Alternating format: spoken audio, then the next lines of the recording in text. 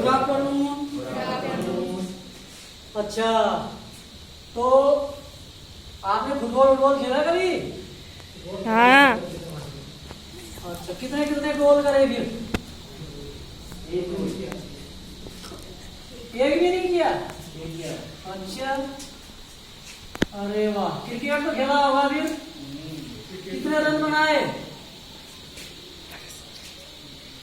Run भी नहीं बनाए? 25 रन। 25 रन कितने बनाए? बहुत बढ़िया, शाबाश। तो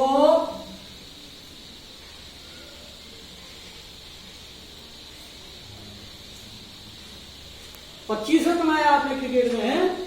तो फिर मेरे हाथ में ये कितनी कितनी कॉपी है? एक कॉपी है ना। अच्छा, और तो मेरे हाथ में कुछ ये दिख रहा है आप लोगों को? क्या है? कार्ड। कितने होंगे ये? गिना ना यहाँ पे, गिनो ना।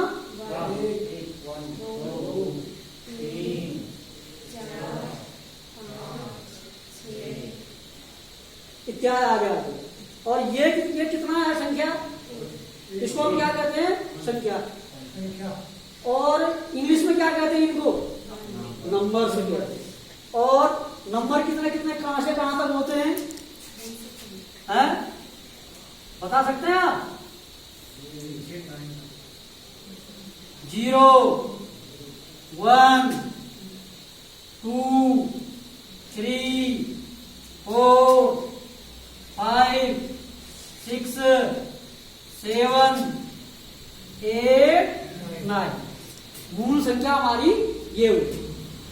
अब इनमें संख्या वैसे हम कितने संख्या बना सकते हैं? अनंत संख्याएं बन सकती है।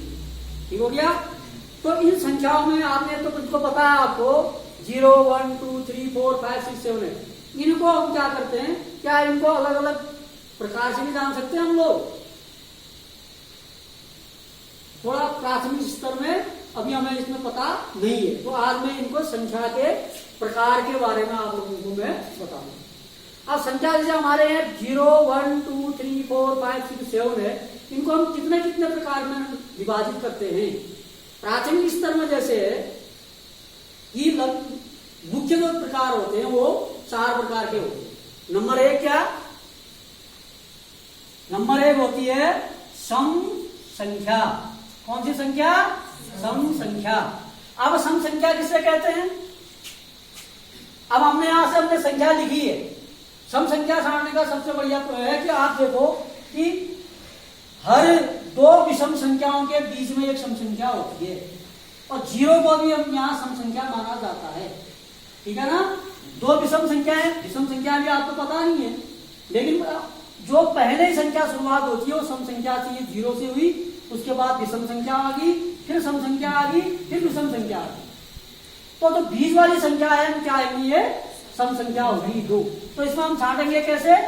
पहला हमारा क्या आ गया? 0। दूसरी सम संख्या क्या आ गई? 2। तीसरी क्या आ गई? 4। फिर 6, फिर 8, एक्स्ट्रा एक्स्ट्रा ऐसे करते हैं। ठीक है ना। फिर आगे 10 12 14, ये सम संख्या इसको कहते हैं। इसकी परिभाषा क्या होती है सम संख्या? ये तो हमने आपको छांटने बताया, इसको सरल आपको छांटेंगे कैसे? आपकी इसकी परिभाषा भी आना चाहिए। सम संख्या की परिभाषा होती है क्या होती है? जो संख्या 2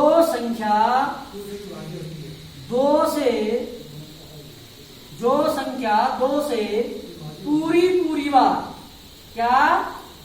पूरी बार विभाजित हो जाती है। विभाजित जो संख्या 2 से पूरी बार विभाजित हो जाती है, वह संख्या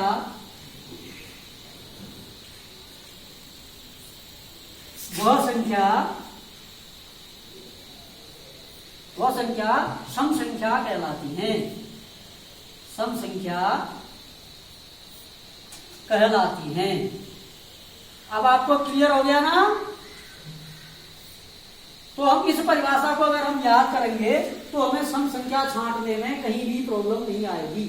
सम संख्या को अंग्रेजी में क्या कहते हैं जानते हैं ना आप? इवन। आपने सुना होगा कि आजकल इवन और ऑड का बड़ा हो रहा है, तो सम संख्या को कहते हैं इवन नंबर, यानी 2, 4, 6, 8,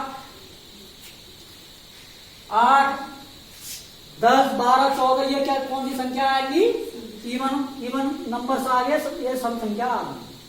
ठीक हो गया? तो सम संख्या छांटने का हमारा सबसे बढ़िया एक, अगर हमने ये परिभाषा देख ली, 2 से हमारे इसमें सब में किसी में भाग देंगे, 2 में देंगे तो 2 एकम 2, इसमें शेष नहीं बचता। सम संख्या में कोई भी संख्या में, सम संख्या में अगर 2 का भाग देंगे तो उसमें शेष नहीं बचेगा। तो ये हमारी सम संख्या क्लियर होगी।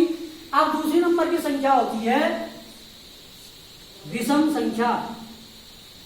विषम संख्या, विषम संख्या तो लगभग आपको समझ में आ गया होगा क्या कि हम सम संख्या में जब आपको परिभाषा लग रहा है कि 2 से पूरी बार विभाजित हो जाती है तो संख्या क्या कहलाती है? सम संख्या कहलाती है। विषम संख्या में ठीक इसका उल्टा होता है। क्या कि जो भी संख्या अगर 2 से हम भाग करेंगे तो उसमें शेष बचेगा, पूरा विभाजित नहीं होगी, तो वो संख्या क्या कहलाएगी? विषम संख्या कहलाएगी। यानी जिस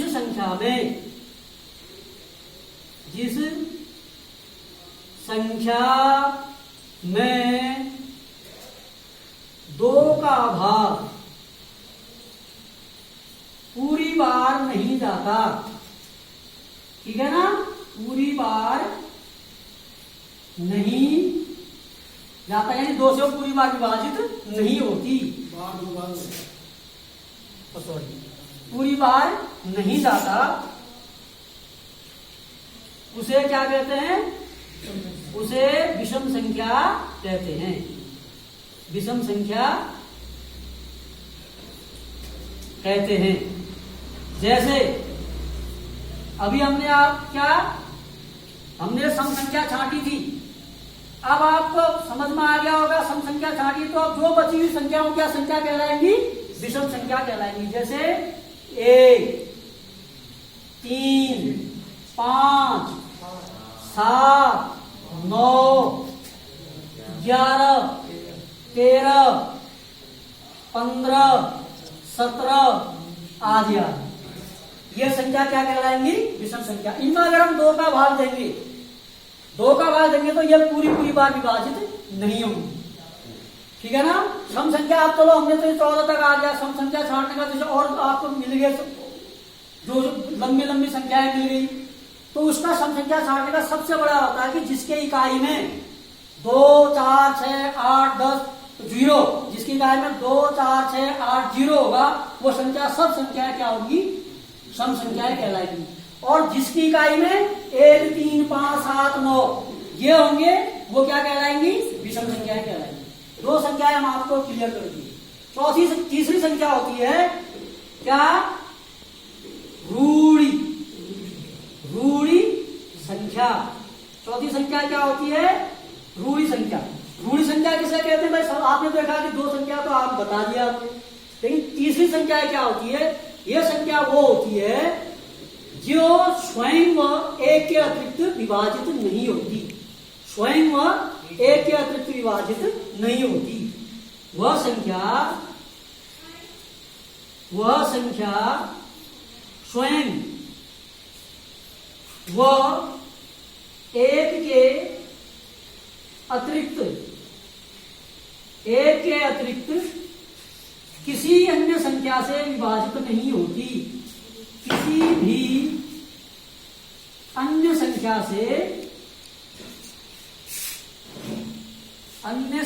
से विभाजित नहीं होती। वह संख्या क्या कहलाती है? रूढ़ी संख्या कहलाती है।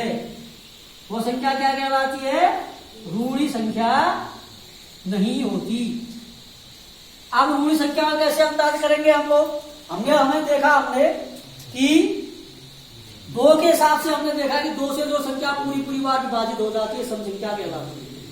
विषम संख्या 2 से विभाजित नहीं होती।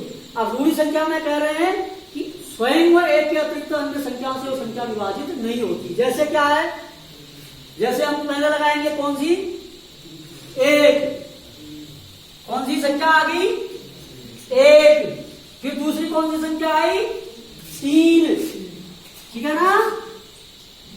जैसे एक, तीन, 5, 7, 11, 13, 17, 19 और 23 और आज यार, ये संख्याएं अगर हम ये संख्याओं में किसी का ही भाग दो या किसी संख्या से या अपने और एक के अलावा किसी संख्या से विभाजित नहीं होगी। और इसमें एक चीज और है, हमने अभी दो संख्या सम संख्या में भी लिखा था ना, लेकिन वो दो संख्या इसमें ऋणी संख्या में भी आता है। ये संख्या भी दो और एक के अलावा किसी से विभाजित नहीं होती। 1, 2, 3 ये दो संख्या जो है 1, 2, 3, 4 5, 7, 11, 13, 17, 19 और 23 ये संख्याएं क्या संख्या कहलाती हैं, ऋण संख्या कहलाती है।